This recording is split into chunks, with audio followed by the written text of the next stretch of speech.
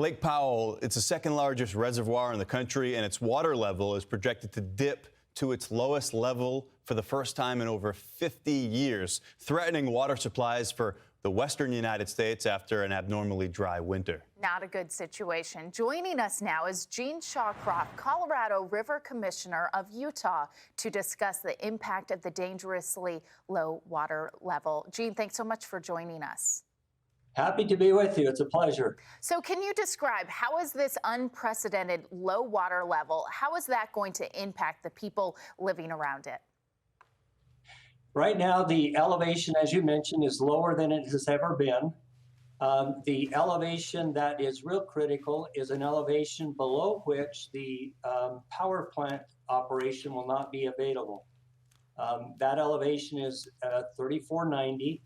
Right now, we're about 35 feet above that, and that 35 feet is a buffer that we've used over many years to make sure we stay at that elevation in order to protect the ability to generate power out of the facility.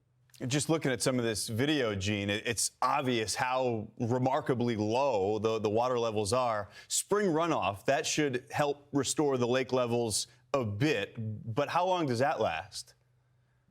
Well, that's a great question, because the runoff is really what provides elevations or water in Lake Powell. Runoff in the west starts around the middle of April.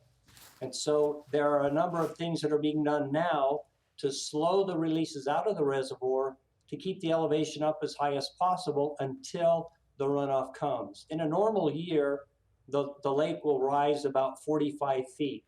We don't expect it to rise that much this year, but we certainly expect it to rise this year based on about a 90% snowpack is what we have above Lake Powell at this point. I'm sure, as we're watching for some fresh snow in the Rockies across that region, farther off to the west, you're hoping for more snow later in the season. How does, the late spring snow affect the river level?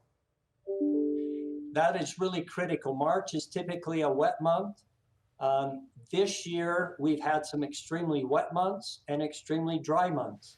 And so we're hoping that March will be a wet month. If it is not a wet month, we still have plans in place to make sure that we do all we can to keep the elevation right at that 3525, which is about 35 feet above the critical elevation. We know it will drop a couple of feet below that before the runoff starts, but the runoff will make a significant difference as we begin looking at how much water will come into play. And we usually know around the 1st of April when that happens. That's generally when we have our maximum snowpack. We've had some recent storms that have helped, but March can still be a very wet month, and we're hoping that we continue to get that.